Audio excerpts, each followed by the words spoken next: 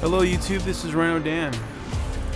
So my motorcycle was in the dealership for 3 weeks under warranty work for the last time I burnt out the clutch was in the last video. Now the bike just slipped again. After the repair work, after 3 weeks, I had the bike back for a week, and that was the first time the clutch slipped. I don't know if you saw that, but it was in 5th gear and it slipped.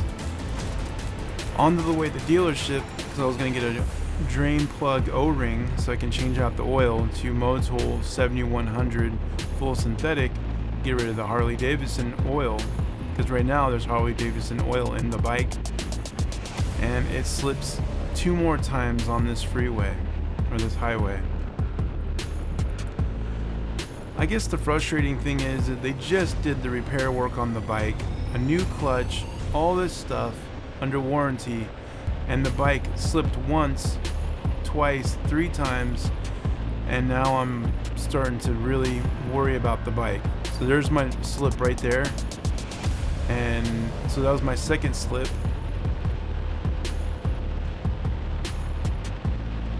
Yeah, it's crazy. And there is my third slip. The bike just keeps slipping,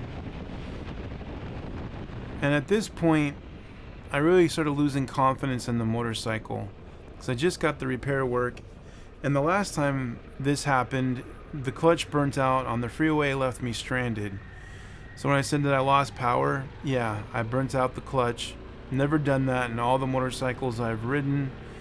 I've never had clutch problems, never replaced the clutch on any of my bikes. So it left me in a bad spot. The problem is, I really loved the Pan America. I really did. And I mean, it did a lot of good things. It made me comfortable. The bike 8 miles like crazy. I do believe that 150 horsepower is a sweet spot for a motorcycle. And the bike was overall like a really good bike. Except that the clutch on this motorcycle just was not able to handle the power or the torque, I think. For me, maybe if you're riding the Pan America, maybe your clutch is good, but on my bike, my clutch wasn't good. And I only have less than 2,000 miles and already burnt out 1 clutch, and then as you saw in the opening video, I slipped 3 times, and I'm working on burning out the clutch again.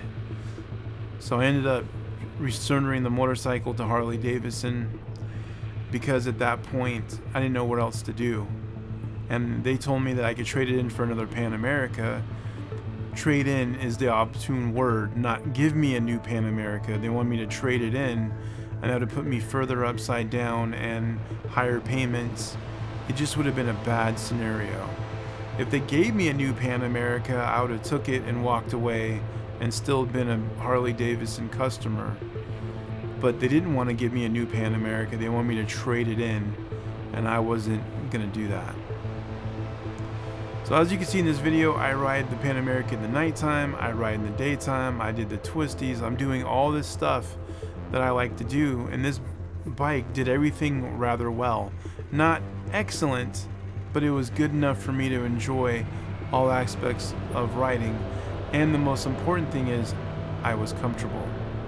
So here I am going through the Twisties on the Pan America. I know that the tires, the Scorcher tires, isn't the best, but the bike did reasonably well for being a heavy, and the flick-in on the motorcycle was a little slow for my taste.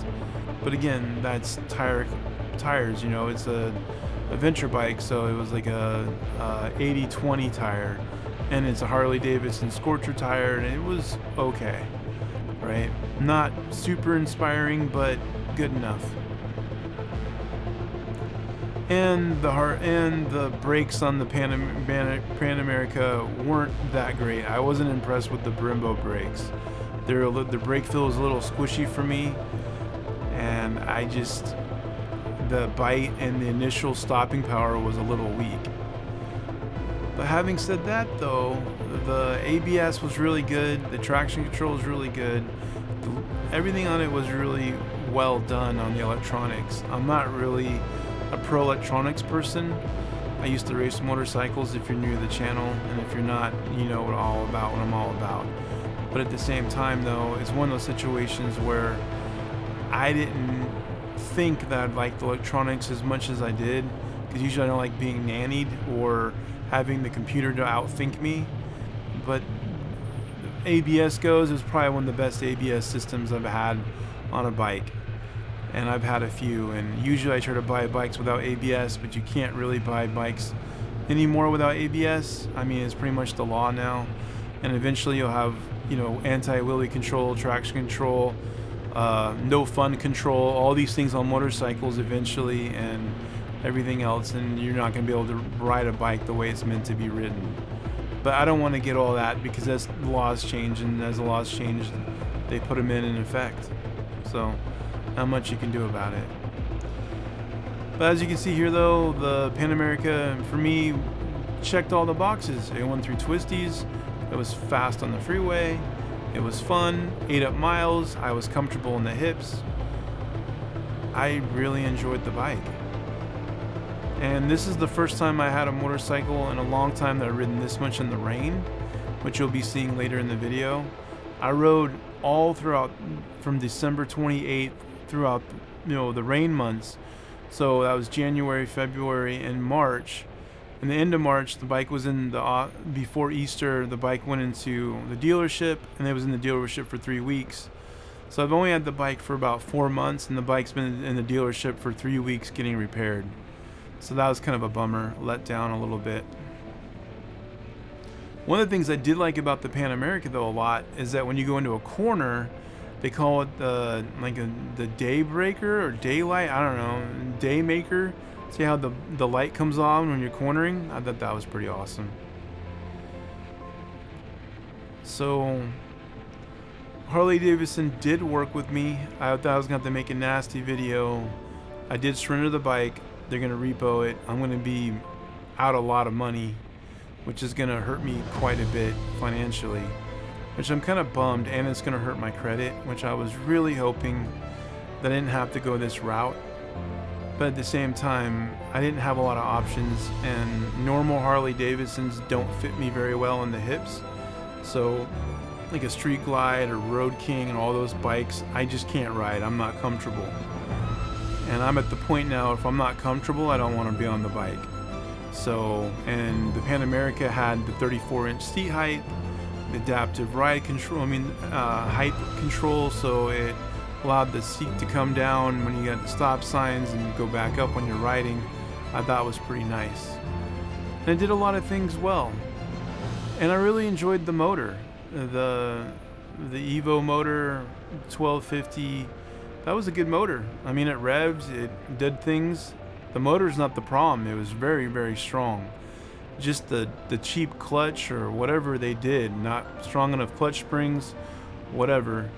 The dealership tried to blame me in the beginning that it was my shifting, but I don't know how that could be, because I've shifted motorcycles on the racetrack. I never had quick shifters. Like, I've done all these things in my life, and I never had a clutch problem. And this bike only slipped every time I got between 6,000 to 9,000 RPMs under hard acceleration. And I left it in rain mode, which is a good mode.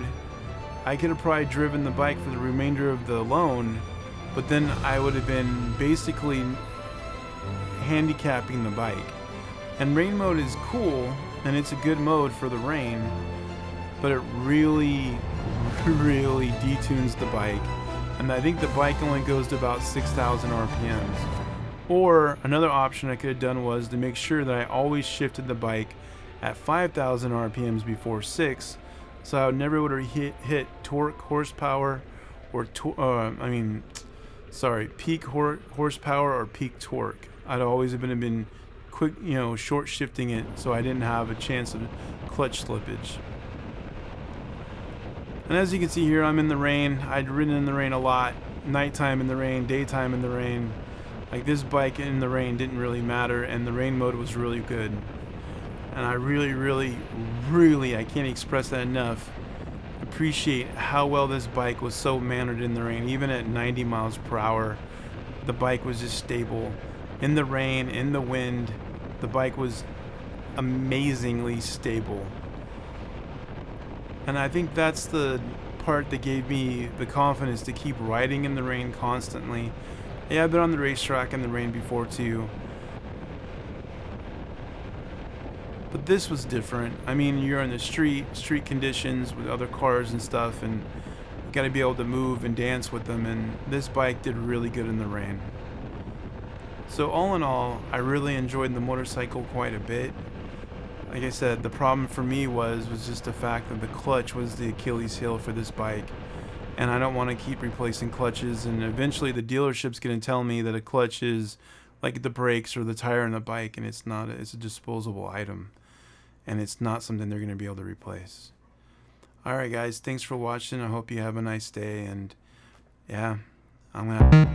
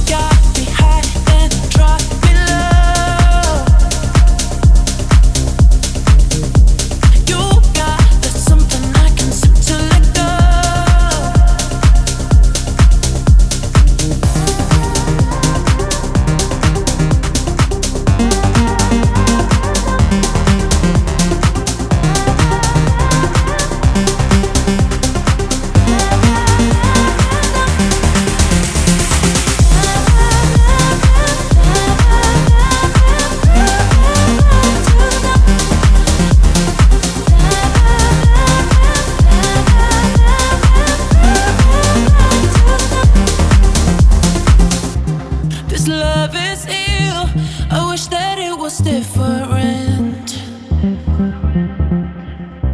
Don't know what it is that made us so indifferent. We're drifting in the dark. Can we do better? Wish I could rewind.